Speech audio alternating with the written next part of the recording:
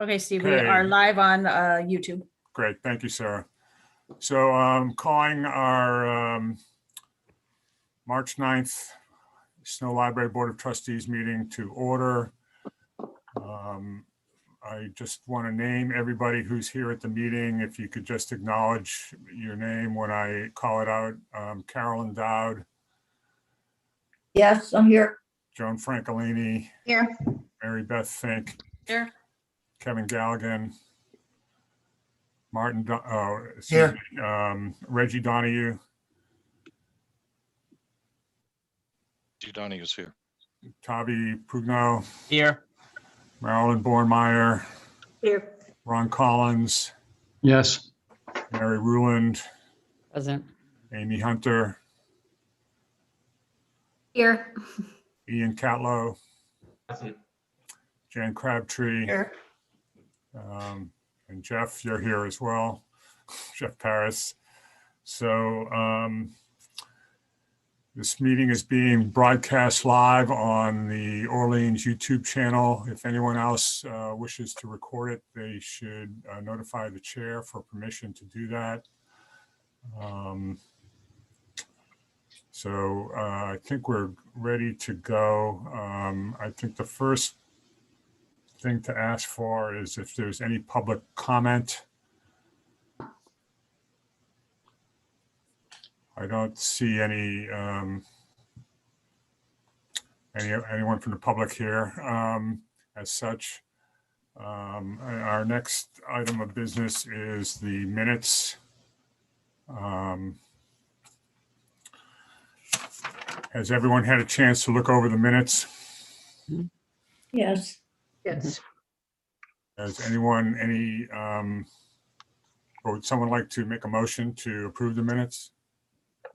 So moved. A second from Mary Beth. I have just two very minor changes to suggest, Jeff. I think on page 3, under what's headed the Youth Services Report, if you go down to the bottom of that paragraph, there's a section that starts with kind of a discussion on a variety of things that Tavi had brought up during his report. So I think it shouldn't be embedded under the Youth Services Report discussion as such. I think when you look at it, I'll be happy to correspond with you offline, but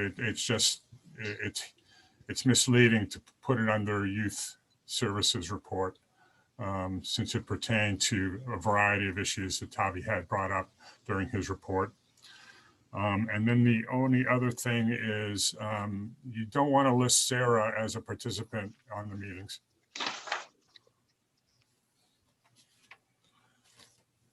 So with those amendments, modest amendments, is everybody okay with?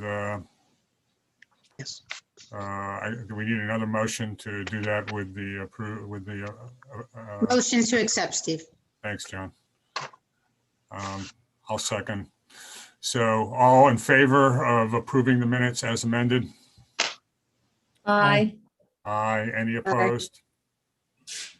No opposed. Okay, great. Okay, my report. I'll try to keep this brief so we can move to our next item quickly. But I was fortunate enough to attend the MBLC sponsored workshop on strategic planning. Tavi also was in that session with me. You saw the handout, I think that was part of the mailing that Tavi put out to the trustee members that had a bunch of the slides associated with that presentation and links to various resources. I'll let Tavi talk more. We'll talk more about this further down in the agenda when we get back to old business, as you saw on the agenda, long-term planning. Last week, we had a meeting of the Facilities Advisory Committee, which was a good meeting, a frank discussion about the challenges we face. in trying to move forward with a project to renovate and or build a new snow library here in Orleans. We I don't think we came to any, dramatic conclusion as to, what is going to make it happen. We reviewed the current state of state financing available for any kind of grant projects for new libraries. We talked about working with the MBLC to try to influence the state process or revise the state process to provide funding for library projects, which is something I will be pursuing with the MBLC. And then we just noted that there's a couple of upcoming meetings where the town will be reviewing the capital improvement plan, 5-year plan, the plan for next year and the 5-year plan, which we're all in. That generated an interesting discussion about keeping our request in for matching a grant from the state, but moving it back a year, but also highlighted the need for a new roof, which Snow needs and has been moved back over the last few years in terms of being delayed as such, and how much to delay that versus moving forward that versus the reality of, gee, are we going to get a new library? So I'm going to be talking with actually Ron and Tavi more about that particular issue. But the two upcoming meetings I wanted to highlight to you, one is on March 17th. It's the select board will be meeting to review the 5-year capital improvement plan. And that's at 6 o'clock. And then the following day, March 18th at 7 o'clock is the joint meeting of the select board and finance committee to finalize that capital improvement plan, 5-year plan to bring to the town meeting in May. So you're all welcome to attend those meetings should you wish. Mary Beth? Would you repeat what the meeting on the 17th is? Is that just the selectmen? It's a select board meeting, but their agenda, I believe their primary agenda for that meeting is to review the capital improvement plan prior to their meeting with the finance board, I believe. Is that right, Kevin? That's correct. Okay, I'd also like to welcome Tracy to the meeting. Hi, Tracy. Nice to see you. Sorry, I was late. No problem. And Tess Laffer, I don't know you, but welcome. Okay, I guess our next agenda item is to revisit the decision we made, I believe it was about 2 years ago, as to a placement for one of the sewer pump stations related to the huge sewer project going on in town. As I think all but Joan will remember, we had a series of meetings and site visits to look at options associated with that. And we eventually voted, it was a 4-3 vote to cite it where you've seen in the site plans that were distributed earlier. I don't want to go into too much detail because I know Ron and Tom and the team from AECOM are going to really go through this for us to see if we might reconsider our vote and approve a different siting. So who's leading the discussion? Is it you, Ron? Or Yes. Okay, over to you. Okay. Good afternoon. My name's Ron Collins, and I'm the Building and Facilities Manager for the town, if we haven't met before. Revisiting the pump station location is driven by concerns heard from park patrons, library patrons, neighbors, friends, and town employees from various departments. The primary issue is maintaining the relaxing environment around the picnic area. By moving the pump station to the eastern, well, it's on the eastern property line as it is, but abutting Main Street will preserve that space and ultimately have the chance to enhance that opportunity if public desire prevails. Also, maintaining it on the eastern property line provides maximum flexibility for the library for potential expansions if we go that way in the future. Reggie Donahue from AECom is an engineer with AECom, and he's also our ombudsman for the sewer collection project. If you don't have any questions for me, Reggie has a presentation they'd like to present. Yeah, hi, this is Reggie Donahue. I'm going to share my screen, and then I am going to put on the slideshow. All right, is that visible? Yes. Okay, good. Reggie Donahue with AECom. We are in front of the board asking approval to relocate the pump station at the Snow Library site. I'll start out with background on the project. Right now, the project update includes 32,200 linear feet of 8-inch through 18-inch gravity sewer, approximately 11,400 linear feet, 6-inch and 8-inch force main. And there's about 2,100 linear feet of 2-inch low pressure sewer. And then there is a piping system under Route 6. The system, there'll be gravity and low pressure sewer collection system, 3 pump stations, pump station at, we call pump station number 1 at the intersection of West Road and Old Colony Way. Second pump station number 2, which is at the Snow Library, which is the subject of this meeting. And then pump station 3, which is at the Cranberry Cove Plaza by the Stop and Shop. The effluent, all the effluent from downtown flows to pump station 1, where it's conveyed across the highway to a treatment plant, the wastewater treatment facility that's under construction at this time. The treated effluent will then be pumped back across Route 6, up West Road to Eldridge Parkway, to Lots Hollow Road, to a recharge site at 32 Lots Hollow Road, which is the site of the water tower. It's adjacent to the Toyota dealership. Right now, the hour has 2 crews, actually 3 crews, 2 mainline sewer crews, one on Brewster Crossroads, another one on Lots Hollow Road, and then a 3rd crew who's installing manhole covers and inverts. Right now, the percentage of gravity sewer installed is approximately 23 to 30%, and the percentage of the 304 working days allowed for the project, it's in the area of 31%. The project schedule is that the construction at the Snow Library will start in September, and that it would be the duration of approximately 2 months.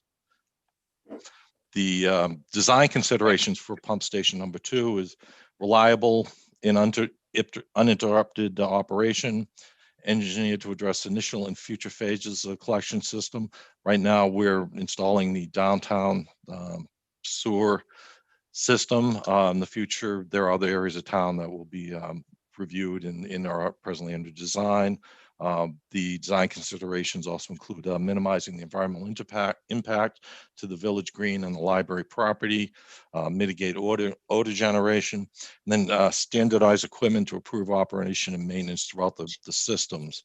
The components include a wet well and valve vault, which will be the underground components. In the wet well will be the submersible pumps and the associated piping and valves that will collect the storm water, the rainwater, the sewage, and then it will be pumped up to Old Colony Way, where it will flow by gravity to pump station 1, where it will be conveyed to the wastewater treatment facility.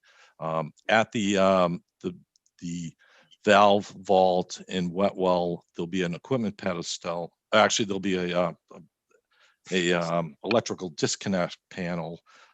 Included in the system is an equipment pedestal, which will be placed up on the hillside, which will include a control panel, alarm system, transfer switch, an electrical panel, and also there's an odor control system built into the valve vault.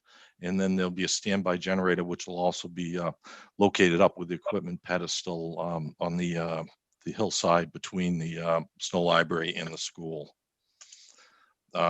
On the left here, we have a GIS view from the town website showing the library is number 67 here, the adjacent Village Green, number 60. And on the right, we have an aerial photograph. I believe it's likely from Google, showing the library building, the parking, and the proposed pump station site. The approved location is in this area. We're proposing that it be installed approximately 170 feet closer to Main Street. All right, this is the site plan that it has been approved. It includes several components, includes well, I'll identify on the site, there's an existing pump chamber, which is a component of the sewage disposal system that presently serves the library building. There's a septic tank close to the building, a pump chamber, and then a leaching facility in the hillside or at the base of the hill. And that's the system that presently serves the Snow Library building. All right, and this identifies the pump station, which includes the wet well and valve vault and the electrical disconnect. Also, up on top of the hill, we're identifying the standby generator location, the equipment pedestal, then there'd be a concrete access drive down to the pump station. Then at the same time, there'd be constructed a concrete walkway which provide pedestrian access from the Snow Library parking lot to the Village Green area. And the proposed pump station would be closer to Main Street, adjacent to the parking lot. There, the idea would be to keep it approximately 5 feet from the property line with the Village Green. The electrical service would still come off of Route 28 up through the school property through an easement to the equipment pedestal and the standby generator. Then it would run along the property line to the new pump station site. This would allow for more flexibility in the future for development of the property for an addition for the library. Here we have a landscape plan that we had prepared at the early stages of the project. It's showing up at the top of the hill, we have the generator, the equipment pedestal, proposed screening around the structure so to be screened from the library as well as the Village Green. We have the pedestrian walkway, which is similar to what was shown on the previous plan, idea to get the pedestrians down to the Village Green from the parking area. And then the new pump station site, which is adjacent to the library entrance in Main Street. The wet well and valve vault would be kept close to the property line, approximately 5 feet off the property line, in order to minimize the impact and provide more flexibility for future use of the property. The alternative location will reduce impact to the Village Green's primary picnic area. Being out front, it won't be by the picnic benches as it is proposed now. Preserve the library's potential option for building and site improvements, maintaining the pump station power source originating from Route 28, as I mentioned, and then the standby generator and the control pedestal would still be up on the hillside. Which I think is a major factor is during construction, there won't be any impact on the on-site sewage disposal system that presently serves the library. With the construction of the pump station out by the road, there'll be no need to provide temporary service during the 2 months of the construction.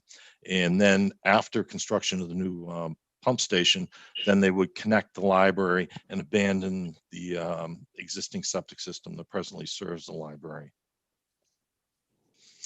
This gives you a general idea of the components.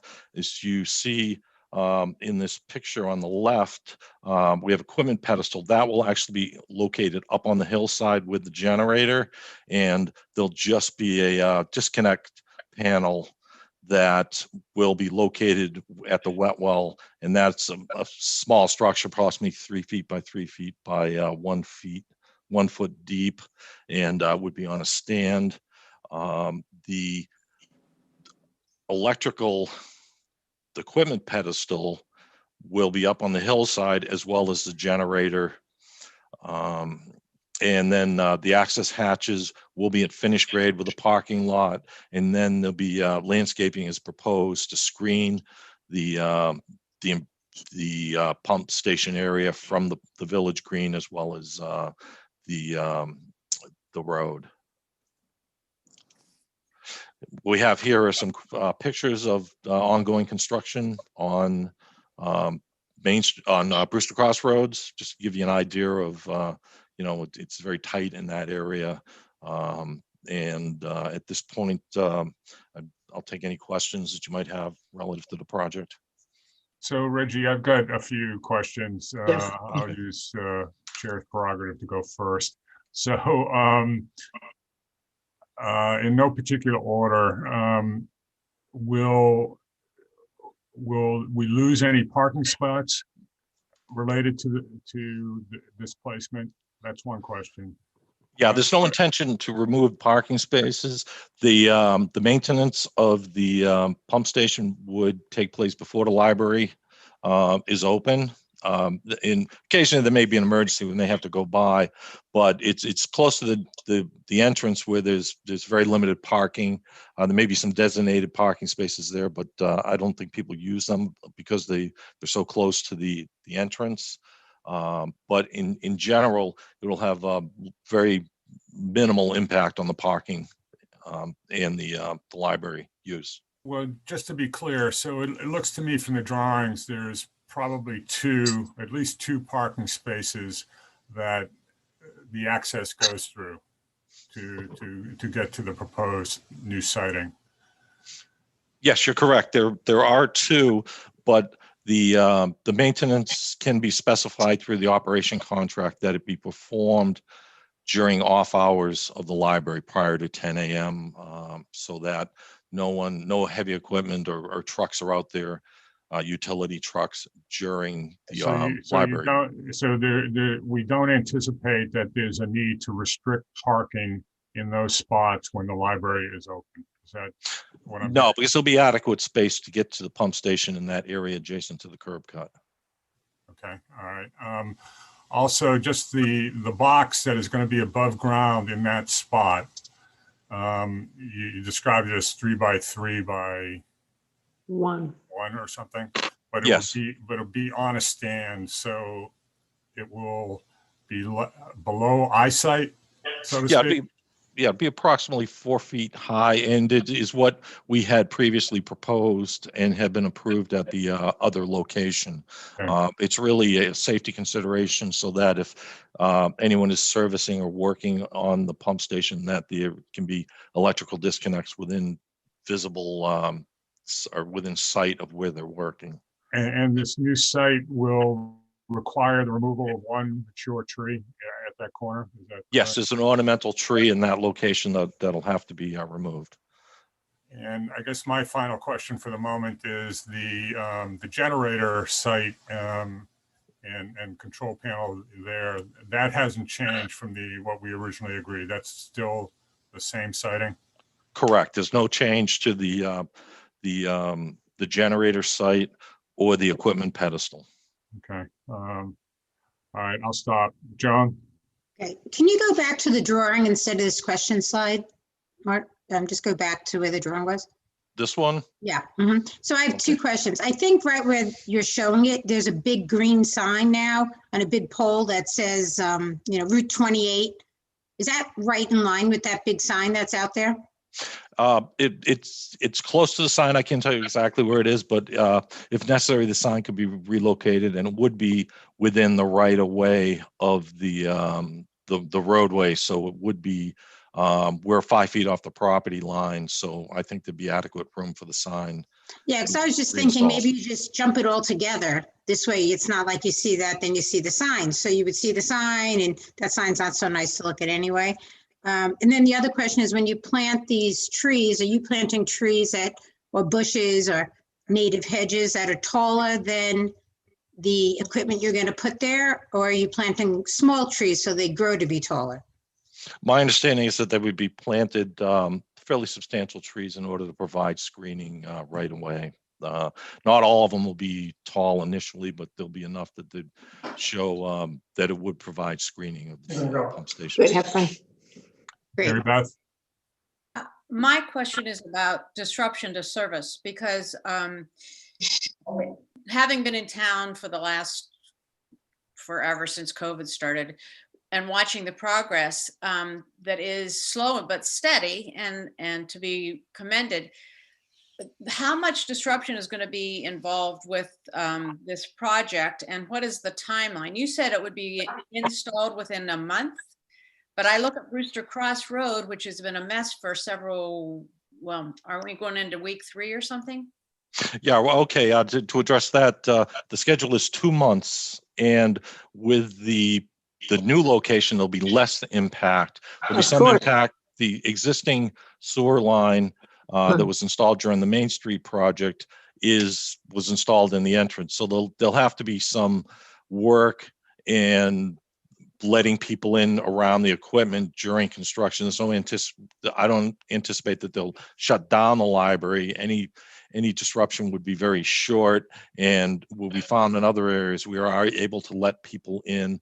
They are using police details so that people can get in and out during construction. Okay, And so, especially with this location close to the road, I think it'll have less impact than what's presently approved. so the trucks, the huge trucks that will be involved will be not blocking the parking lot during business hours, or they'll be blocking Main Street, or how? Well, if there is any blockage, it'll be very temporary, and there'll be traffic details, police details there to make sure that the people can get in and out. Okay, so the parking lot will not be closed during. That's my understanding. Okay. And you said the timeline was 2 months from putting the shovel in to finishing it? Yes, And when did that start? would be this coming September. Okay, so by Thanksgiving, it should be finished. Yes. Right, and is that road, the access walkway is going to be installed at the same time? Yes, that's my understanding. I mean, the primary project is to install the initial project is to install the electrical, the pump, valve vault, wet well.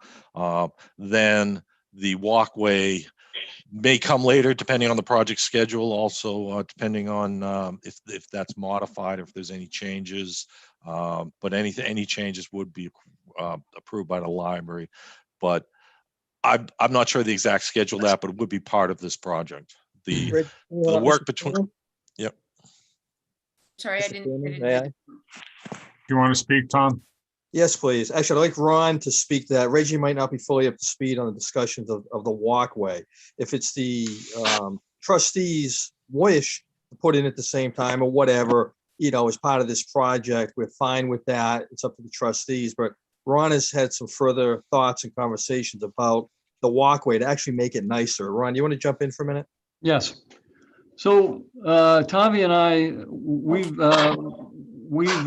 received comments and requests for a couple of years now about having accessibility into the park.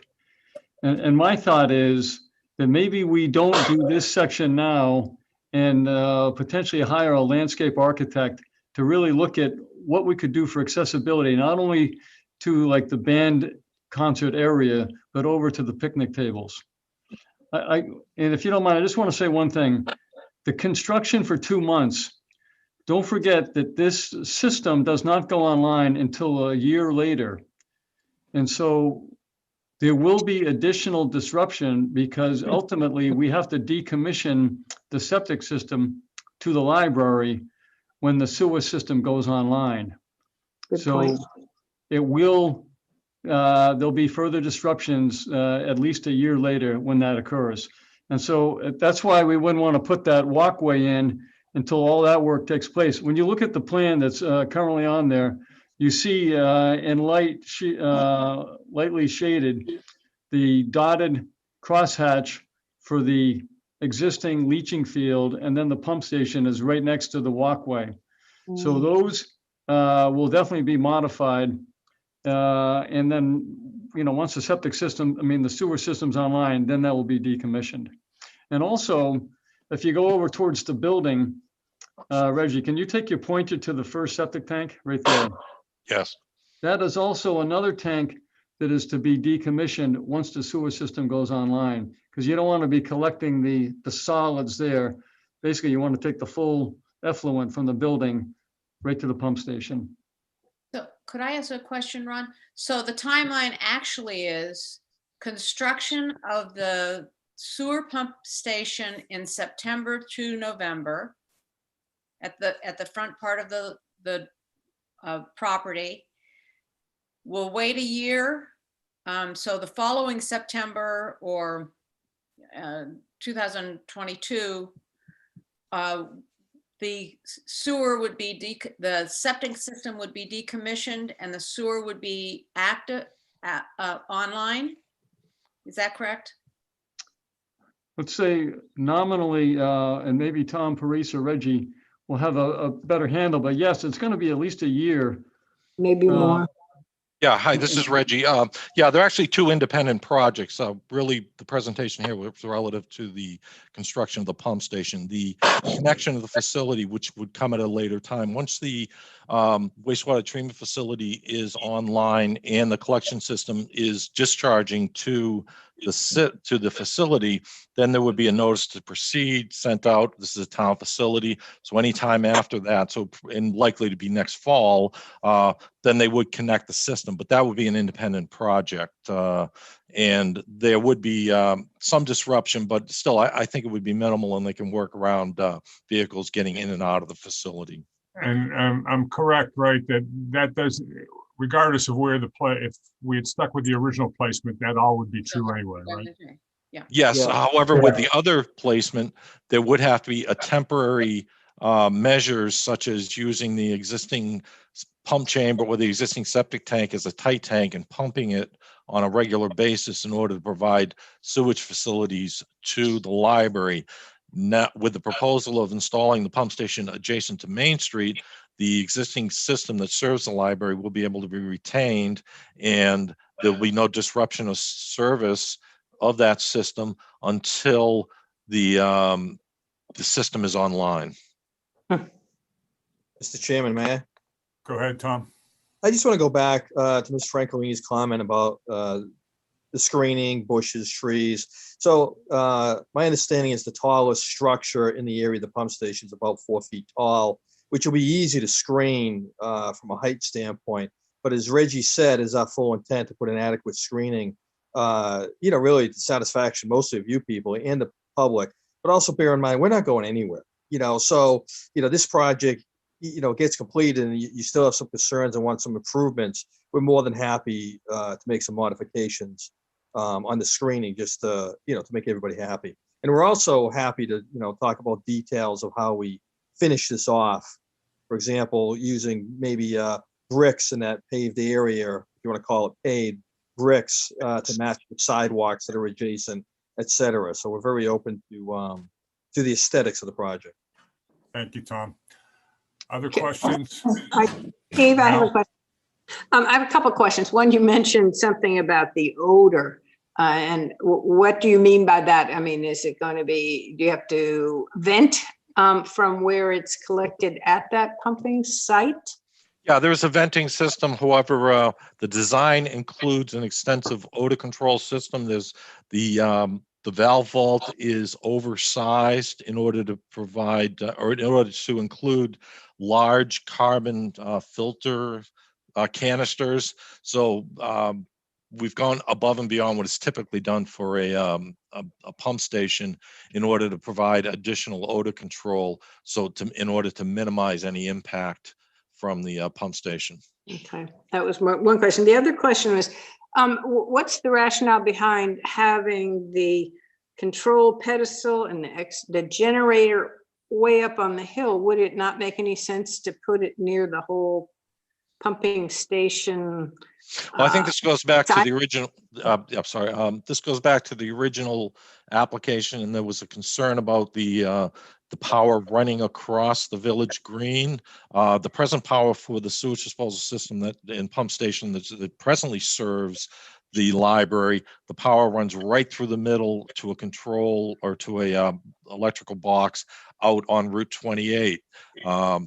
Direction we had been given is that we wanted to come off a pole on the south side of the project and come in through that property in order to have the minimal amount of impact on the village green. Yeah, this is Tom Priest. Let me add on to that also, Reggie, is both that equipment pedestal and the generator are fairly large components that are above grade. That pedestal is somewhere in the order of magnitude of 6 foot by 6 foot by 3 foot. The generator is 8 foot tall, 7 to 8 foot tall, 6 feet wide, 14 Harder- feet long type of thing. So they're very large. So to bring them all the way to the front would be, Yes, much more difficult to or- screen. Yeah. Question. Go ahead, Jen. Okay, two things. One is, I don't know sewer systems. When you're decommissioned, does that just stay in the ground or do you come in and dig that up? Yeah, the decommissioning would include pumping the systems out, the components, pump them out, break the bottoms, and backfill them with clean sand. So the concrete structures would remain in the ground, but they'd be backfilled with sand. Okay, thank you. But then we also go to the picture that's up right now, where up by the street and just, yeah, okay. Now those two squares that you see there, they're flat to the ground? Correct. The what you see is a concrete collar around the hatches. Okay, And then they would be at grade. And then the only component that would be above grade is the electrical disconnect panel. the 4 foot. Yes, Where's the 4 foot? Where's that on that map? it would, I think generally I'm sorry. Probably be in the middle, right, between them. It'd be in between them and to the back where the electrical would come in on this side. So it'd be in the back side of this, but up on the same level as the vaults. Okay, Or and the then that hatches. other flat area, that big gray area, that is just, Service. Yeah, that would be an area where a truck could pull in, Oh. and then they'd be able to service equipment if they had to pull pumps or do maintenance on so it. that's where we might do brick on top of that? That is my understanding is that it would be brick to match the brick in the sidewalk. Okay, and that's all right, trucks can drive on that and not break the Yes. brick and whatever. Okay, thank you. So go ahead, John. I just want to know, so everyone on this call that's presenting, everyone is highly in favor of putting this by the street? Is it like unanimous, everyone from the town and everyone from? That's who's my presenting? understanding, yes. Yes, Joan. Great.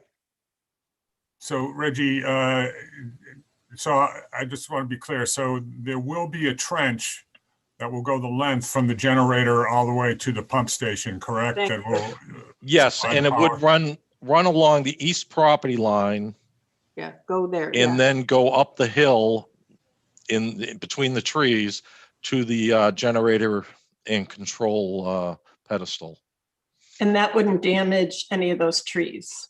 The intent is to have the lines go around the trees and not remove any of the trees and avoid the drip line, so they have minimal impact. So that's obviously a do much less impact than the trench that would have had to come to the original site. Exactly. I do Correct. think we were gonna originally lose some of those trees. With the With the big, old plan, right? yes, the pumping. Yes, yeah, we were definitely, but that's a much bigger pipe, I assume, than Right. we're talking about now. This trench needs to be dug for, correct? Yes. And Mary Beth? is that work going to be done this fall also? Yes, that would all be part of the pump station construction. So that the planting to replace the grass and get it all looking good by next spring would be done this fall so that there would be That's the intent, and any planting that isn't completed this fall would be completed in the spring. Okay. Kevin? Because what I'm asking is I don't want a trench of mud running there all through the winter, next winter. Is basically, I want that covered up, planted and, or sodded or whatever. Yeah, any areas disturbed by construction will have erosion sedimentation control measures employed in order to prevent sedimentation and erosion of the hillside or any of the areas of the site. Okay. Devin, did you have a question? Yeah, I just want to follow up to kind of give assurance to the trustees considering this, that, and to keep expectations clear, specifically Mary Beth, in terms of getting, a schedule in your head. I do think that the pump station will need some follow-up restoration in the spring, just by virtue that we'll be going into the winter. They will keep things in good shape to go into there. But I think the better approach to planting vegetation for survivability is really to do it in the spring. So that's, I think, how you probably see this go. There's a lot of flexibility working with this contractor. Robert Biauer has really been wonderful, taking direction, requests, and certainly will adjust to conditions, because none of us want to predict what next winter will be. But I can assure you that, as Tom Daly said, this is a multi-year contract. There are significant obligations and holdback that the town has, which is leverage over the contractor to be sure that it's done to the complete satisfaction of the town and yourselves. Steve, Go ahead, Mel.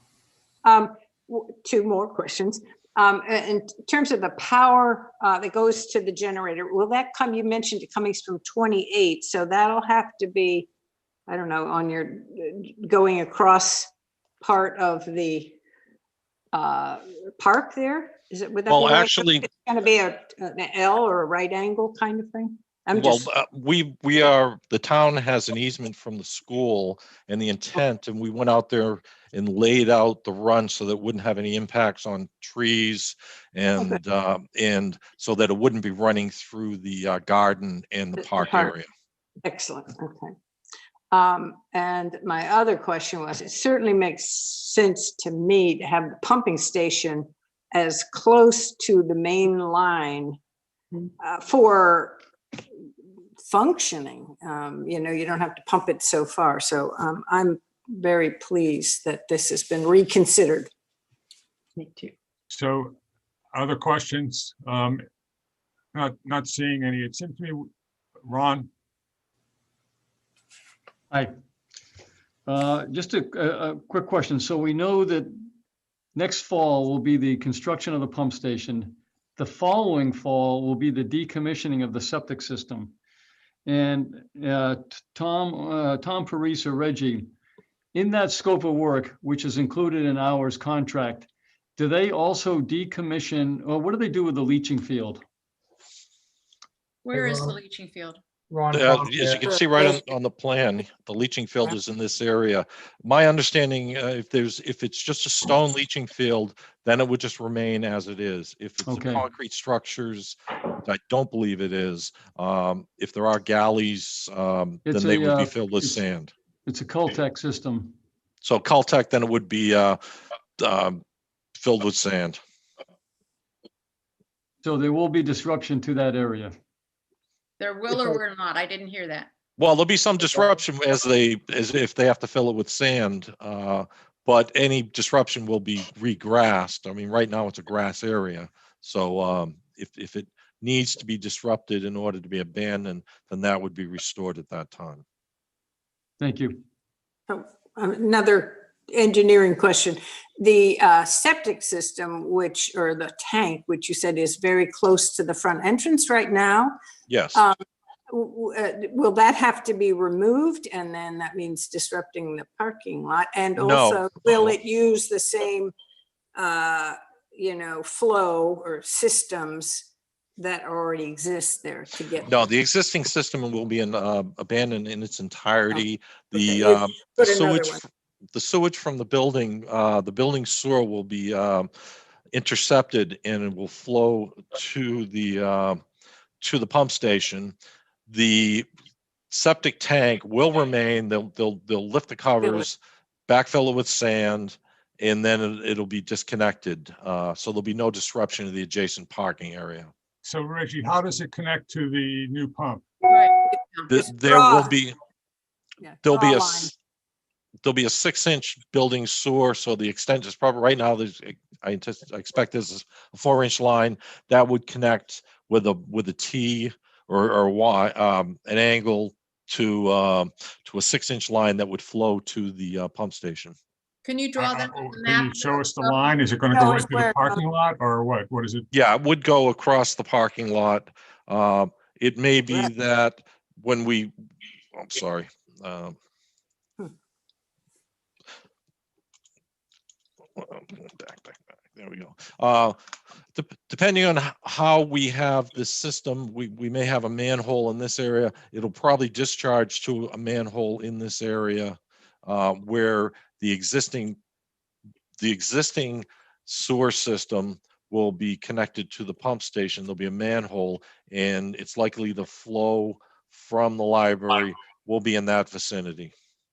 So there'll be a new line across the parking lot to either the pump station or to the manhole, the piping out that goes out into the street. So when that part of the project happens, that means the parking lot will be shut down?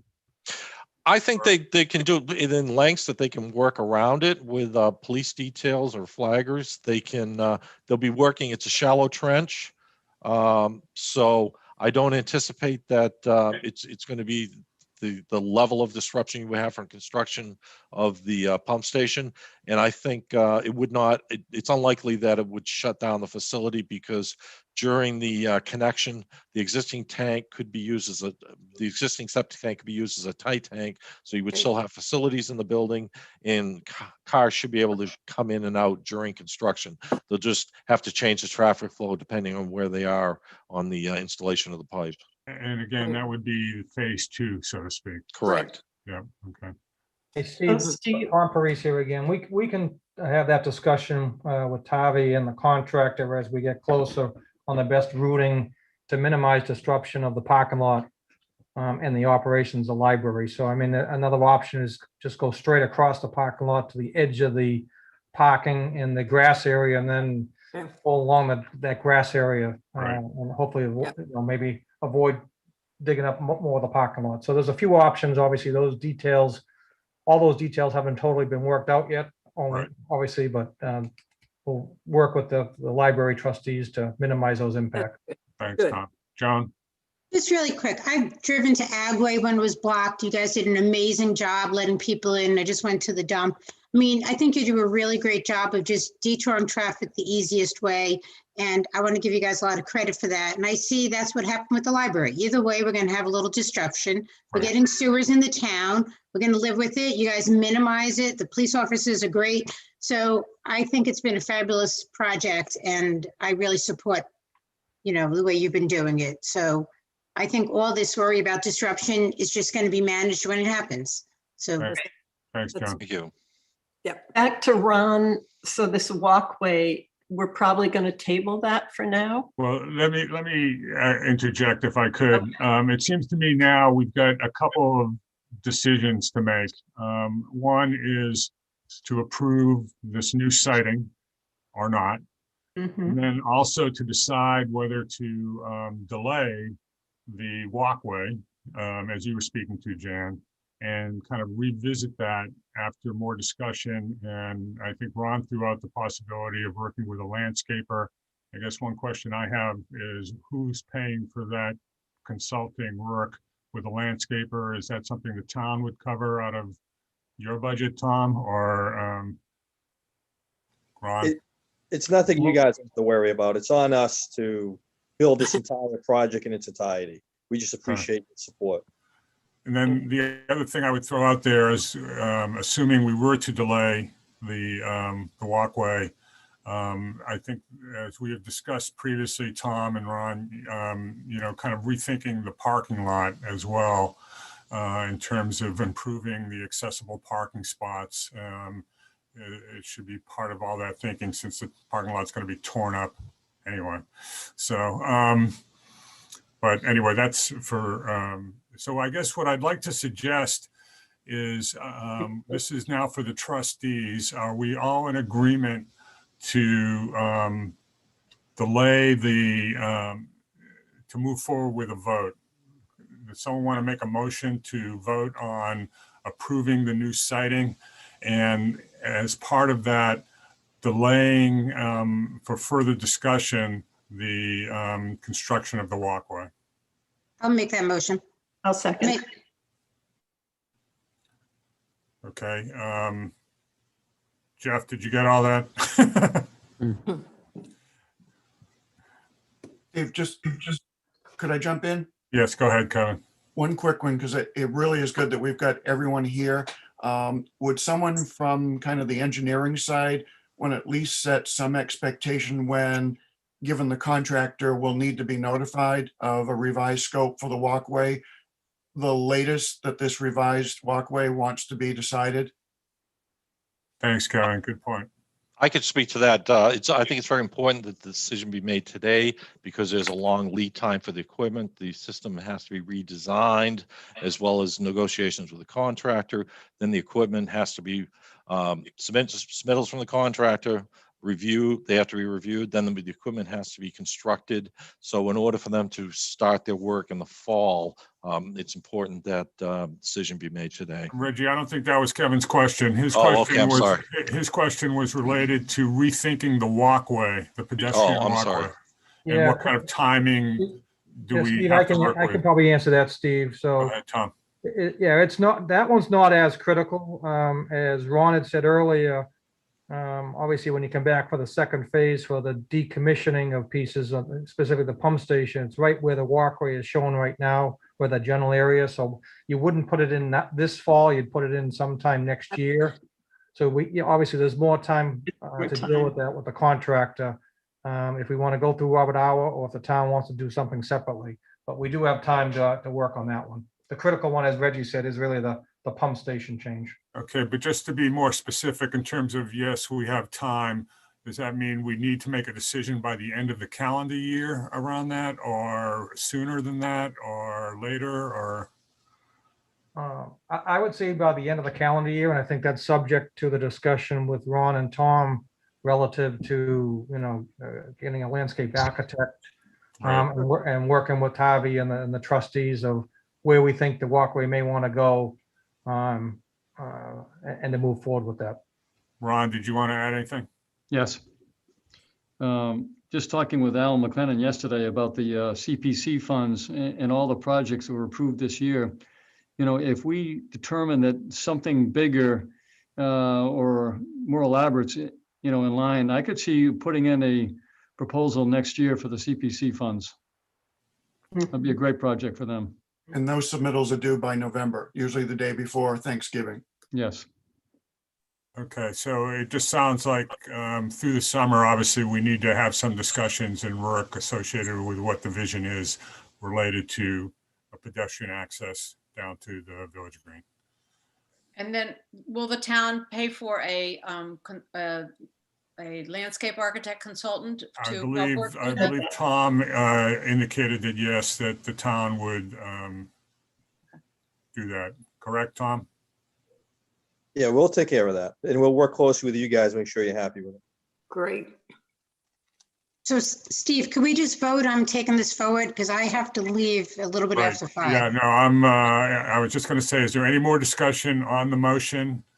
And just to reiterate, the motion is to approve the suggested new siting and to delay the implementation of the pedestrian walkway for further review. So, and I believe it was already moved and seconded. So why don't we vote? All those in favor? Aye. Aye. Aye. Aye. Aye. It looks unanimous. So I think that's a 7-0 vote in favor of the new siting. So Ron, thank you for bringing this forward to us. And Tom and the whole engineering team, thank you for your time and the presentation. And you guys are good to go should you wish to. Great. Thank you very much, Steve. Thank you. Thanks, guys. Bye. Thanks. Thank you. Thank you. And you can take that off your desktop. Okay, great. Thanks, Reggie. Okay, well, thank everyone for their attention to that important item. So I think we're ready to move on to the financial report. Carolyn, do you want to? Yes, thank you. The report for February 2021. Under town accounts, expenditures, salaries were $36,997.81.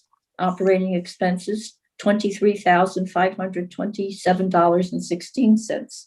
Under Friends accounts, expenditures for Comcast and copier, $212.76.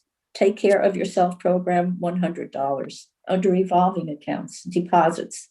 The first of two deposits for state aid for FY21, $4,987.34. General contributions, $120. Postcards and booklets from the Cummings account, $4. Under trust funds, deposits. Estimated interest for February, $500. Thank you, Carolyn. Any questions for Carolyn on the financial report? Okay, moving right along. Tavi, over to you for your report. Thanks very much, Steve. So the status of library operations, we are still continuing right now to do contactless curbside service for the full 47 hours. I am in weekly meetings with other libraries in the area, trying to determine a possible schedule for resumption of open browsing. It's a little more complex, unfortunately, this time, I thought, than the last time, because there are some other issues going on, such as the possibility of there being surges and the libraries being concerned about the frustrations and the confusions, not only to the patrons, but also to the staff having to provide the service. With more people getting vaccinated and then still people not being vaccinated, there's the concern that people may relax the using of masks and social distancing. And with some of the libraries are planning resumption of open browsing hours, and some of the libraries are not even discussing the topic yet. So it's been a little more complex, I think, than the first time. But I'm continuing to be in talks with the other libraries. In fact, later on this week, I have another conversation on that.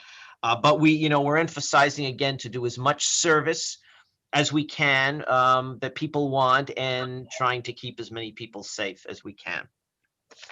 The library water fountain, which is a project I think we've all been looking forward to, and Ron and the DPW have been working very hard on and have really done a great job with. That's progressing very nicely, and it's worked out great that we haven't had public in the building right now when it's being done, because there is a lot of work. It's quite an extensive project to doing it. But as Ron was showing me, and I was observing from the plumber, they're putting in all a very heavy piping, and they're building out the wall to make it sturdy and safe. And I think everybody's looking forward to it. The water fountain, also with the bottle refilling station. So it's coming along nicely. They're working very hard on it. And I think one of the things that came to my attention about it is that they're really working to make sure that it's a fine finished product, and that, everybody's mindful that it's a public building. And so it's probably going to get more use and more wear and tear than, maybe somewhere else. And they've got that right in the forefront. So I just would like to thank the plumbers and the electrician's involved too, and especially Ron for coordinating all this. And it's coming along very nicely. The long-range planning workshop that Steve and I attended, just a couple of things that I put in my report. That very much came to my attention was the need for flexibility, especially tailoring it to each individual library, and also trying to put together a plan that really the emphasis on it working for your library, because even though it is a requirement of the MBLC, it's really important, the workshop emphasized, that it be a document that's very beneficial for you. And so actually, we should look forward to working with it and looking at it and using it as a guide rather than, saying like, here's the document and we submitted it and that's it. So I think that workshop was very, very, very important to attend. Community-wide read in Orleans.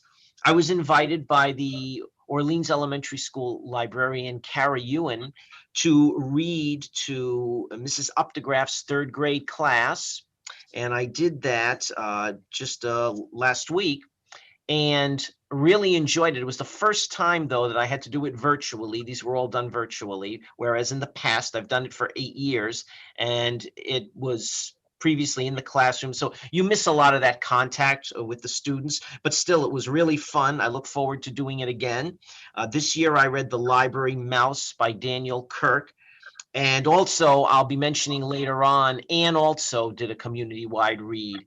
And I'll talk a little bit about the book that she did as well. And then finally, we had a virtual program on decluttering your home. And that was on Thursday, March 25th at 11. And we had 14 people attending, which was really excellent for an online program here. It's the first one we've done. And Allison Bevan presented it, and everybody had very positive comments about it and really enjoyed it. The timing of the program was great, a wonderful thing to think about, this time of year in the winter. And then, yes. Now, it looks like it hasn't happened yet. March is not. No, I'm sorry. That was February 25th. Sorry about that. That was a typo. Yep, February 25th. And then in the March Youth Services report, so Anne has been planning all along the summer reading program. This year, the theme is Tales and Tales. And Anne did apply for a few Cultural Council grants. She's definitely having Jungle Jim back again, and Bates and Ticknell, who are singers. And they haven't really decided what options are open to them because, again, as I've said, there's been a lot of discussion and not a lot of decisions made simply because of the uncertainty. But I think the performers in Anne are all willing to do whatever it is to provide the best experience and the experience they can for it. And she's also adding some new story walks and a scavenger hunt for the summer. She's made some take and make craft kits that are always tailored to the season of the year. So one of the kits is rainbows for St. Patrick's Day coming up and a bunny for Easter. And she goes into detail in the report that I included as to what it's involved. But it's a really fun exercise and something that you can do, without being in the library. And she's finished weeding the section, the special collections.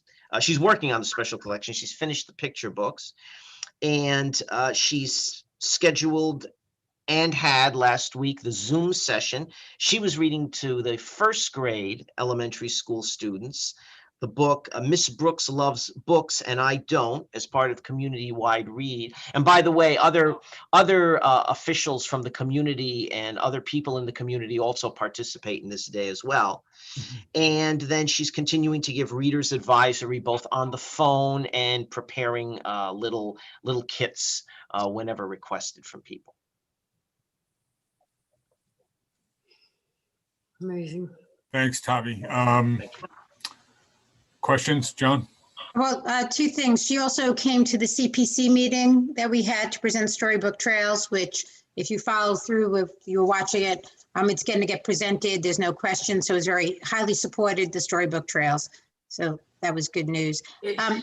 The other question I just have, Tavi, is, the Seawolf books that just opened in town from the young couple that opened it, they have a book club. And I'm just wondering if there's something we can do together with them, because we're all supporting books and small business and in the town. And I don't know who would do that, but I was just thinking there was something we could potentially do with them together. And I don't know what that is, but I want to throw it out there. The library does have a book club. Kaimi does a book club. right? Yeah, Kaimi and I alternate doing the But book you club. know, that's an interesting idea. I wonder if Tavi, if you or Kaimi might want to reach out to them just to, you know, say hello and start a conversation and just kind of see, you know, what kind of synergies or ideas emerge. At one point, Tavi, So, I what? mean, what about the Booksmith music? No, Booksmith's not around anymore. Nobody, that's the only one now. It's the only one. And they are very open to working with individual book clubs, you know, and the lifetime learning. Right. Because I know at one, They're really gifts. yeah, and if you had a book club, Tavi, and someone had to buy books, it'd be nice if they knew what book you were going to have at the library. I know at one point when there was a town read, I bought a book from who was there last, but it'd be nice to throw business their way to say, if you're going to have this book, go to them. Just, you know, to really help support the community. Yeah, I mean, if we're, you know, looking to purchase some books, I certainly would consider doing that. I mean, we've worked with the Booksmith when they were there, and we've also worked with Main Street Books when we had to order large quantities of books. So, yeah, I mean, I certainly can contact them and just introduce myself. Yeah, Jonathan and Kaz, they're a great young couple. They live right in town.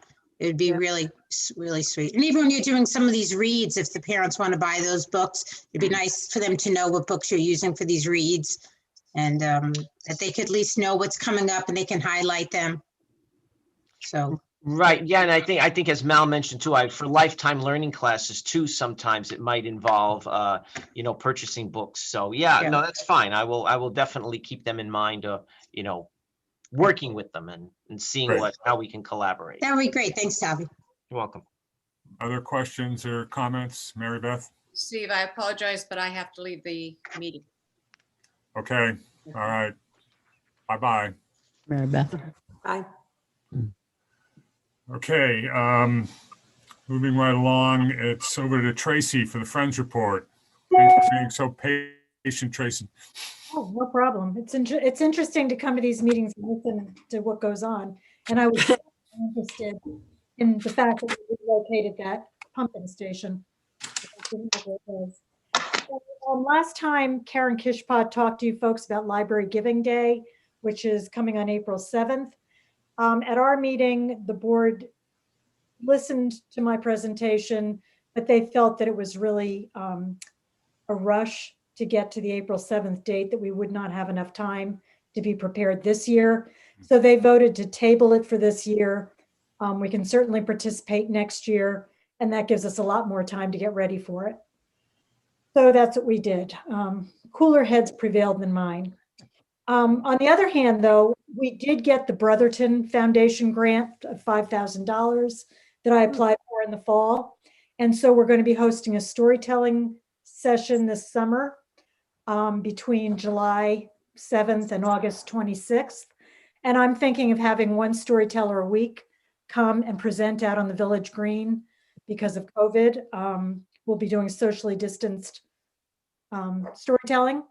And I have 6 storytellers lined up already who gave me verbal agreements in the fall. So now I'm in the process of contacting them and solidifying dates for the summer. Right. Yep. And congratulations. Thank you. I was glad to get it. And everybody seems very excited about it. So that's the good news. Tracy, are they for all ages, the storytelling? These are going to be presentations for families. We're thinking that to hit about 5 o'clock in the evening when families are coming off the beach and before dinner time. And most story presentations are about 45 minutes to an hour. And I'm trying to get kind of a multicultural slant on it. So I have Tinknell and Bates are coming, Len Cabral, Bill Harley, Diane Edgecombe. So they're mostly people from Massachusetts and the Rhode Island area. And I might need to get a couple of more people to spend all the money. Any other questions about that? Well, if you need help promoting it, Tracy, let us know, because like the rec, we have about 500 people that get the rec newsletter, and anything we could do to help promote it, because it sounds like a wonderful opportunity. Thank you, Joan. We'll be doing flyers and mailing postcards to families and things like that. So, but I'll keep you in mind. Thank you very much. Welcome. And Lifetime Learning is still doing a booming business. As of February 18th, they had 1,650 registrants and 5 courses, I think, were over 100 participants each. So that's good. And that's about what we're working. The major donors party that we usually have in the spring, we cannot have, obviously. So we're going to be sending out bookmarks in a letter thanking people for being major donors this year. And the bookmarks are going to have little seed papers inside that you can plant in your yard for wildflowers, or I guess that's what they are, wildflowers. So Right. we're working on that right now too. Nice idea. Thanks, Tracy. Any questions for Tracy? Thank you. Oh, that's great.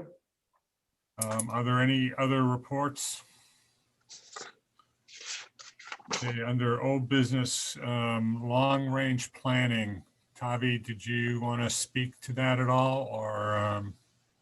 Yeah, I can just elaborate. I have actually, I got a lot from that strategic planning workshop, but I just want to give some highlights on it. Some of the things we discussed was like, and incidentally, I think that the MBLC and MLS, Massachusetts Library System, I think they've really made the requirements a lot more flexible. Like, for example, they talked about whether you want to use a mission statement or a vision statement, that, you know, one is more broad and can be less specific to kind of encapsulate things, get people more interested in it. They highlighted the user needs assessment. So I think that's one of the things that they kind of emphasized. I think it's really important when we put a document like this together, as Snow Library always has, to consult with people and people in the community, people in different the groups associated with the library, so that you really have a document that everybody's pleased with. You can contact the MBLC anytime if you have any questions. One of the things that made me feel a lot better about it is that if we desire it, MLS will read our long-range plan and kind of critique it and look it over before we submit it to the MBLC if we have any questions about it. So I think that's really good. MLS staff can facilitate workshops on focus groups or anything like that. When we broke out into some individual sessions, I thought, though, there were twice we did that during the meeting. And what I liked about that is the range of other people at the workshop that you could chat with. And there were some people who had a lot of experience doing long range planning documents, and other people who this was their first year. And some of them were very much in favor, especially if you're new to it or you haven't done that many, of having a consultant as opposed to just a facilitator. So it depends. If you really want a lot of the legwork done, you would more go with a consultant as opposed to a facilitator. So that's something else to think about. There were a couple of books that Michelle Eberly, the presenter, talked about. Although she did mention the book that I've been using here, this one called The New Planning for Results by Sandra Nelson. She acknowledged that was like the standard, but there are some that are upgraded a little bit. Manual for Strategic Planning for Cultural Organizations. So I was going to acquire a copy of that. And also another book, Start With Why, by Simon Sinek. So I think I'm going to get both of those so that the committee, when we form it, can take advantage of those if we want to. I certainly want to read those. And let's see, there's some software you could use. I think a lot of the people attending were a little concerned, especially the ones who are really doing it right now, concerned about how you would do the community forums when you're really not supposed to gather in large groups. So there was some talk about that. I'm thinking of attending some of the future workshops just to hear some more about that. And another thing that I thought was vital to this is they talk about the decision about whether to have a 3-year plan or a 5-year plan. And I think there are reasons for doing both of those. And I think probably just one of the other things is they emphasize, make sure you have no less than 3, but no more than 5 goals. And I think that's important too, because the workshop leader, Michelle Eberly, had said, you really need to do something that's manageable. If you start having a document that's this multi-page document with all tasks, there's a tendency to accomplish less. Your goal might be, your overall accomplishments might seem greater, but it turns out not to be. So I think those are the things that I took away from the workshop. Those are the really important things. And it certainly has made me want to attend another one and maybe just to be able to have conversations with some of the attendees as well. So I would just add to Tavi's very good summary there is that I think although there's the challenge associated with potentially maybe not being able to pull people together in person, there's actually advantages to doing these group sessions or community sessions via Zoom for a variety of reasons. You get more attendance and there's things you can do that are actually quite productive. So I think I would, like Tavi, I would argue for sure we want to get a facilitator for the community sessions, absolutely. And we're going to absolutely want to do a survey. But the only other thing I would add is the timeline for this. And there's one of the slides in the packet that Tavi distributed that kind of shows a possible timeline. And I think it's quite realistic, actually, where it's essentially an 8 or maybe a 9-month process from start to finish. So it's making me think that we could start in the summer and we would finish in the spring. So, Joan. Hey, Tavi, I just went to this seminar for 3 days and was hosted on this site called Socio. It was really great because you can like jump into different rooms and you can have conversations. And they did 3 half-hour trainings. It was with Zoom, but it really worked out so well. And you can keep your videos there. So I don't know if that's one that the library board uses, but I thought it was quite helpful. And then people could put notes there and send you documents. It was one step above Zoom. Yeah, I don't think they mentioned that particular software. They talked about a couple of others, at it, but I think that's all part of what we'll need to investigate. Yeah, I was just saying it does help versus Zoom. Having that extra leg to put all those things in really was quite beneficial. All right, Joan, I know you have to go, so thank you. You can sign off. Bye. See you later. So any other questions or comments related to what Tavi just had to say?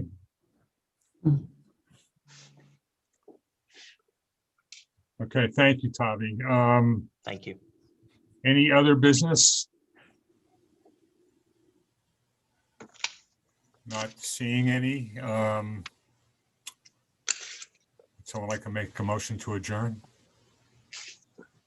I make a motion to adjourn. All right, we'll call that a second. I think I saw Jan first, so. Okay, whomever. Great meeting, great meeting. All right, well, thank you all for your hanging in there, and we'll see you soon. Enjoy the